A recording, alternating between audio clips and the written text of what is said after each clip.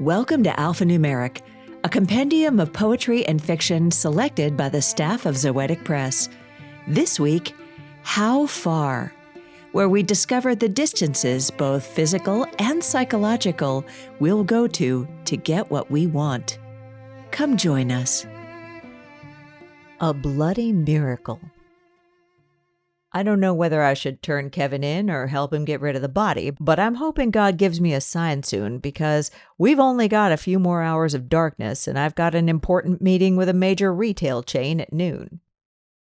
Why would you throw away your future? You've been so blessed. God brought you back for a reason, for big things, son, I tell him as the moonlight shines on a pale, freckled cheek he's turning to avoid meeting my gaze.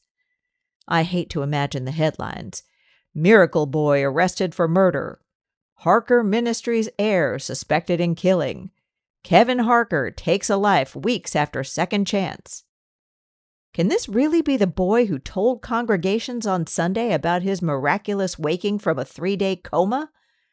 I had beamed with pride as my handsome 18-year-old son had brought floods of tears, hallelujahs, and donations with his flawless delivery of the closing line we'd practiced together.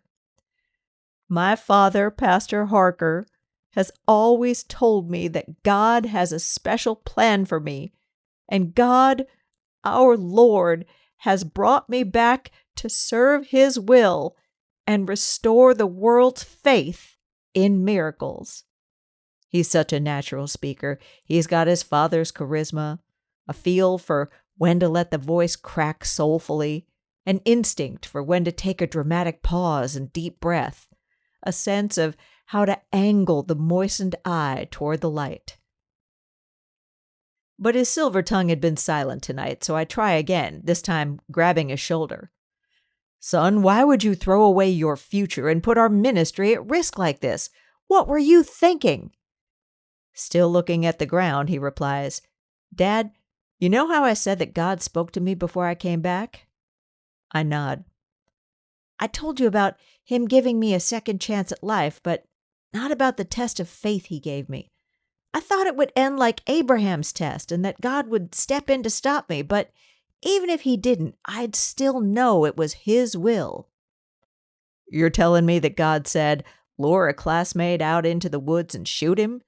That sounds more like the voice of the devil, son. Actually, the voice I heard was just like yours, Dad. Son, Satan has many tricks and the Lord works in mysterious ways, and I came back, didn't I? Not so sure I want to hear the answer, I ask. What exactly did the voice say to you, Kevin? It said, I'm giving you one more chance, but if you don't find a replacement by the end of the month, you're gone. I feel the world spin and my legs wobble weakly beneath me. The rest of his words sound like echoes heard underwater inside an indoor swimming pool. I tell Kevin to wait while I go home to get a shovel and some other supplies that he might have brought himself if he'd been thinking straight. As I drive, my mind plays an endless loop of the phone call I'd taken in the hospital room right before Kevin woke from his coma. Chet, my wife's idiot cousin, had managed to piss off the representative from the leather company that was supposed to supply material for the limited edition Patriots Bible we've got coming out in a few months. I'd told Chet, that habitual screw-up, that he'd better be looking for another job if he didn't find a new supplier. Chet, I'd said, you've been nothing but a pain in my ass, but with everything we've got going on right now, I don't want to upset Martha, so I'm giving you one more chance. But if you don't find a replacement by the end of the month, you're gone. Recycling Day. We wash the bodies by the shore, kneeling on rocky coastline. The tradition is to work quickly, to complete the cleansing while the wash water is still warm, in contrast to the lapping waves of the ocean before us. We want the children to be comfortable, even though we know that makes no sense. There is no discomfort for the dead. 4 small bodies lie on reed mats, but our knees have no such benefit. For us, pain is part of the ritual. We work in groups of 4 around each body, head and feet, left and right. We work together, wringing our soft cloths in soapy water, careful over skin, tilting the bodies left and right, lifting each limb to get all the way around it, cleaning between fingers and toes, under each fingernail, each toenail. We know how to do this. We've all bathed our own children. Our world is shaped in fours. The 4 seasons our ancestors experienced each year live on in our traditions, though now we only have 2 seasons, hot and less hot. So many fours. The 4 species of tree remaining, the 4 types of birds whose song still fills the air, the 4th inch of coastline we've regained each year since the flood that reshaped so much of our previous world. And of course, it takes 4 children to create a new one. Our community is relatively peaceful. Nevertheless, many dangers stalk our young. Asthma, heat stroke, emphysema, heart conditions, even things our ancestors thought long vanquished, cholera, smallpox, polio. But we do not let death have its victory unopposed. Our community preserves the precious bodies until there are 4. Sadly, this does not take long. When we have reached this number, we lay the bodies on the shore and begin the process of renewal, washing them, then placing them one by one into a small ark, sending them sailing together into the sea. The whole community comes out to support the 4 washers, who, in accordance with our traditions, are not family, but rather trusted friends. This because the children belong not only to their immediate family, but to us all. When the washers finish, other members of the community then place the departed into the boat. Together we drag the ark into the surf, and together we watch the tide pull our children out to sea until their boat is a mere speck bobbing on the waves. At this furthest point, we all turn our backs on them and go. 12 hours later, we return together to watch the silhouette of the ark returning with one form standing inside. We eagerly await our one revived child. 4 families lean forward in the lapping waves, straining to see whose child returns. The 4 children always return in the shape of one of them. The same, but changed. Alive and fully healed, but only vaguely the same as the child who left. This new child will be paler than the original, thinner, their movements slow and fluid, as though they are living under water. They will be bald, with organic growths on their heads. One child came back with groupings of ridged mounds like barnacles. Another was lined with spotted frills like ribbons of kelp. Another sprinkled with craters like the surface of the moon. One child was a walking bouquet of roses.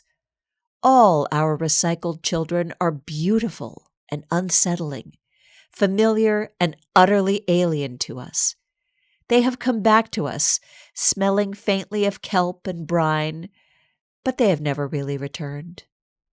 On this afternoon, 4 families yearn toward the incoming boat, hoping that whichever reconstituted shell of a child that returns will look like the one they sent out, theirs to take home.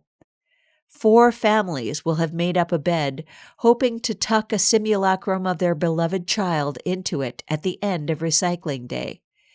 Desperate for this changeling to fit snugly into the shape left in the mattress and approximate the void all 4 children left behind. 4 families clasp their hands against their chests, blinking away the wind and sea spray. Their teeth are clenched, their knees weak, their hearts shuddering away in their chests. A moan of recognition, of knowing what is not theirs, rises above the pounding surf. Hands cover faces, shoulders slump, and sobs erupt as the identity of the recreated child becomes clear. The community gathers around 3 mourning families, wounds freshly reopened, while a small, intimate cadre remains in the surf to receive the one remaining child. One family quietly celebrates, lifting their new returning child out of the ark. This vessel, emerging from a vessel, looks around bewildered, not yet knowing how or what to speak. It cannot yet realize that, though it feels like a child, it no longer is one. It is instead a symbol, a figure of desperate hope and bitter disappointment, a receptacle of grace in a world forever changed. "It didn't have to be like this," one of the town elders always says. "We could have chosen differently." Thus begins the service. An elder recounts the ancient tale of a time when the earth had cleaner air, more land, more animals, more birds and trees and hope, more warnings that were never heeded. And then came the second great flood. 4 decades of heavy rain, rising seas, this altered world the inheritance of those who have survived. "But the great powers are merciful," the elder intones. "They saw our suffering lo those many years and stopped the rains. The sun has returned more powerful than ever, and the waters are finally receding. As penance and in gratitude, we recycle our children, and the great powers are pleased with us, and in turn direct their work to preserve us." Some of us wonder if that's true, if the receding waters are a sign of favor, or if greater horrors are waiting for us below the crashing waves. But none of us dare to doubt out loud. Later, after the service, one family will take their old/new child home like an urn holding their altered dreams, and the community will know the recycled child is there, and families will live in hope that when one of their own children perishes, they might be blessed enough to welcome their own vessel back home, wash the brine of the sea off its skin, kiss it goodnight, and tuck it back into its childhood bed. 40 AU or so. She was 40 astronomical units out, 40 times further from the sun than she was used to, and she would never be this close again. Agatha lay awake long after the lifestyle assist tone signaled power down, waiting, wishing for sleep in the tick and hum, the ambient glow of systems indicators aboard the tiny craft, pressure, O2, onboard PDU, hatch status, external temp. She picked at the tensile webbing cradling her in the bunk. It kept her from floating, but wasn't gravity. There was more food in the hold than she could use on this journey. Far too much, even if there were more crew members instead of just herself. More food than she would ever need. She had calculated the stores more than once. First, after pre-burn, her nav computer set at the nominal position. Another count once her pod hit the Kuiper Belt, the long, dark edge of the solar system, inconceivable miles across. It transitioned everything she knew, from the sun's light to electromagnetic background radiation in the deep space beyond. The solar gravity was still calculable here, but thin like a memory on the pod's blue nanoceramic hull. A couple work sessions ago, she counted the stores a final time. Well into the KB now. It was something to do, pulling food stocks out. Black and yellow striped canisters and mylar packages filled the living area, a hive of giant carbon mesh bees. She was alone, not lonely, she told the Psych Management Interface, PAMMI. She was just alone, sometimes busy, never busy enough. She felt like a refugee with enough food to feed 2 of her for their whole human lifetimes. Her main concerns, basic maintenance, breathing, and eating that food. Pammy underscored the enormity of her mission, the understandable nature of anxiety when faced with such a task. encouraged her to feel into the nervousness, to perhaps connect with the bigger picture. Pammy asked her to create a ritual out of meals using the food to celebrate the abundance. Agatha said she would think about it.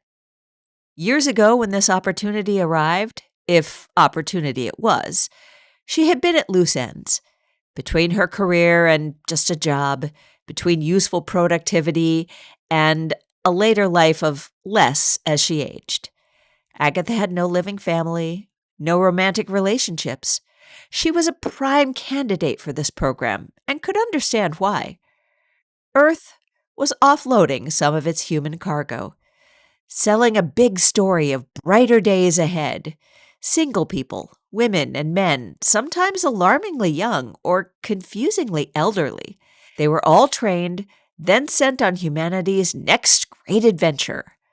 Not one mission, not a few people to Mars or Triton this time, but thousands of small, single-person pods into nothing. Most would find only more nothing. In the event one or some discovered a new inhabitable world, there was a process they had been trained to follow to initiate panspermia.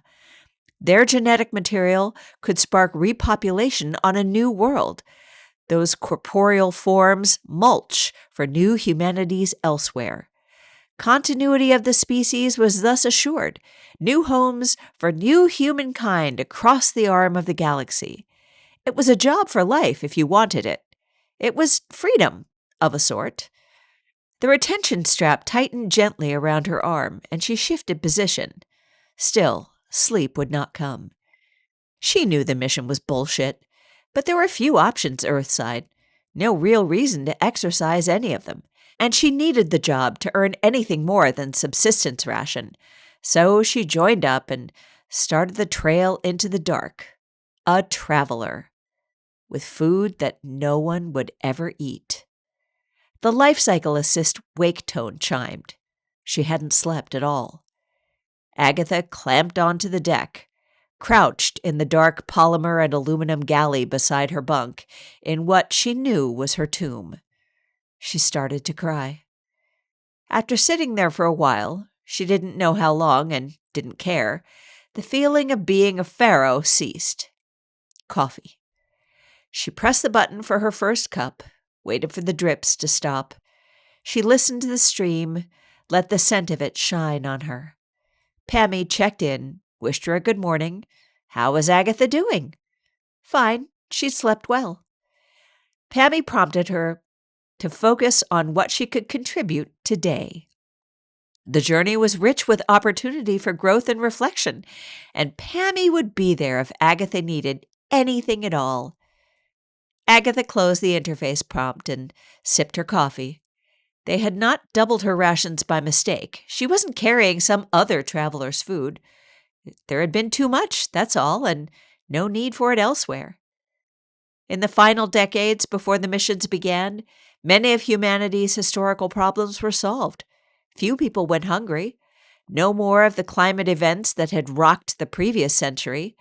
Wars were seldom fought, and petty crime never entirely lost its grip, but serious personal violence was rare. There was plenty of food, so had all the travelers gotten the same excessive amount? Weight had been accounted for through a sequence of technologies for rapid de- and rehydration. That solved terrestrial transport and negated the issue for long-range space. It wasn't all disgusting food either, although a lot of it was. There's no substitute for fresh broccoli, Agatha thought. She broke into laughter at that, as she had not in years, tears streaming and coffee spilling. Pammy activated and reminded her she could journal if she wanted to create something. Pammy encouraged small acts of self-care. Agatha closed the interface prompt. She did not wish to journal. Broccoli. She knew what she had to do. Bringing up the first load of food stores took only a few minutes. The black-striped yellow canisters filled the airlock several cubic meters, and when no more canisters would fit, she sealed the inner door. A mechanism hummed and hissed. Lock. Closed. Displayed the pad near the door. both in Standard English and New Chinese. Flashing red and yellow chevron indicators pointed toward the deck. The inner door was secure. 2 options were available on the pad: purge and open outer. Agatha absorbed their corresponding NC Hanzi characters for a moment, her fingertip tracing the blocks and lines. She'd never learned to read it well, just the basics for the market. She pressed and held purge for the required 2 seconds. A double beep acknowledged the command. Pressure built for a moment in the lock, then the outer hatch was cast open, flinging the canisters into space. Several months of food stocks tumbled away in silence. Agatha watched the canisters vanish in the dark. How many were left, and how many should she keep? The outer door auto-closed, and she started back to the hold for more. How to water graves. She found the pixie by the side of the road on her way back from the woods. The poor creature was fresh dead, still bearing a trace of living flesh. Luminescent bones shone through sepia skin stretched over its tiny form like leather. It was barely larger than her hand when the woman knelt to cradle it. Her heart lurched when its gossamer wings fell away. The world was cruel to tiny things. You weren't supposed to touch the fair folk, but as the woman looked around, she spied no other soul. Surely it would be all right, so she brought the pixie with her. Her home was a comely cottage boiling with flora, ringed by a crooked fence and adorned with ruby-bright flowers. Setting her lumber down, she walked the length of the small yard. Humming, she picked on a suitable spot between her dead asphodels and dying poppies. Gentle as wind skimming the surface of a lake, she dug a furrow and lowered in the pixie's body. For a contemplative moment, she sat before the barrow. Shutting her eyes, she listened to the woods that sheltered her home. The wood was alive, but silence was her companion, a dear friend. She wondered if she should say something. Instead, she settled for touching the mound before beginning her nightly routine. She woke knowing it was a dream. The world blurred as she strained to keep from losing herself in the reverie. Dark smudges surrounded her, drawing her deeper into the silver-blue somnolence. Candles twinkled above like stars stolen from the night sky. A shadow encircled her wrist, and she shivered as though death itself had snatched her. The cotton in her ears muffled the sounds of the court to a mere winter's whisper. Drifting, dreaming, dazed, she was led into the mass of half-real bodies. Spinning shadows with glistening wings brushed her lips, cheeks, shoulders. Ephemeral hands found the small of her back and slid into her hair as intimately as a most cherished companion. Dancing felt like drowning, brought back from the brink each time the shadows drew her into the whirling waltz. The breath left her as she was pulled into the arms of a looming shadow. Atop its head glittered a crown of hoary mist. On its waterlogged smear of a face were set twin chunks of ice. "Thank you," the shadow whispered. "You gave my kin proper repose. Would you like a reward?" Drunk on the dream, the woman nodded. Her eyes fluttered as the shadow leaned closer and tilted her chin up. Winter brushed her parted lips, and she welcomed it inside. "Then give me your name." And willingly, she offered it. The woman shot up, panting. She clutched her chest as though seeking to free her drumming heart. Moonlight shone through a crack in the curtains. Mist streaked low across the floor, highlighting a path that pulsed in the half-darkness. It breathed as she did, and when she moved, it beckoned her forward. Her body rose from the bed, mind still soft with sleep. Her lips grew blue, as if talking might shatter her teeth like shards of ice. Swaying, she slipped from her bedroom, ignorant of the frost crawling up sugar glass windows. She blinked and found herself outside. A tremor racked her body like leaves shaking when a tree was felled by her axe. Though the sky cried white, she felt but for a single flake that kissed her nose. Rubbing sand from her eyes, she looked around, gaze drawn to the pixie's barrow and the body beside it. A man curled around her plants, asphodel petals brushing his brow as the sad-looking poppies drooped onto his legs. Her gaze was drawn to the gentle rise and fall of his chest as he slept. The woman lifted her hands to stare at the axe grasped between them. Her body knelt and turned the man over. Even as the wind rose to a mournful dirge of howling voices urging her forth, he did not wake. The woman undid his shirt and ran her hand over his chest. Before the woods called her to serve, she'd known the art of the body, how to carve it as butcher and binder, how to serve it before the most discerning of the fair folk. With this knowledge, she pressed her hand against his sternum, raised her axe, and brought it down in one smooth swing. The axe sat beside her in the snowy grass as she pried the man open in search of her reward. Her hands sank into warm red water, fetid steam rising to her nose. From the shattered rib cage, she lifted out the heart, slick and thick with a trace of life. She pressed the organ to her cheek to feel its beating, beating, beating.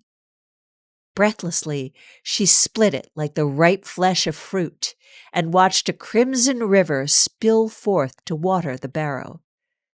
The ground began to glow as something stirred awake. Cracks spread, splintering the earth like glass as it bubbled and convulsed in other places. A beam of fervent light punched up as what lay beneath struggled free with a hunger. The barrow rippled when a hand broke free in a rain of dirt. Chilly blue fog rolled out from the earthen gash. Delicate, free of the scars and calluses of hardship. The hand swept through the air, talons curling, drawing her in with their intoxicating movements.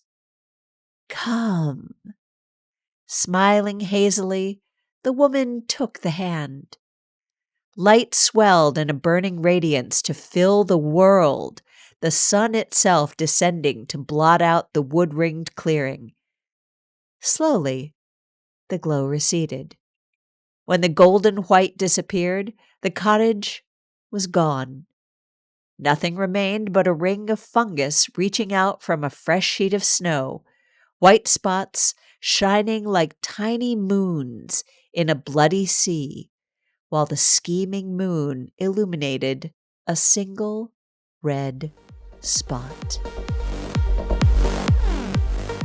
This has been Alphanumeric, a production of Zoetic Press. Our lead editor is Kaya Ball, and our engineer is Lee Quintana.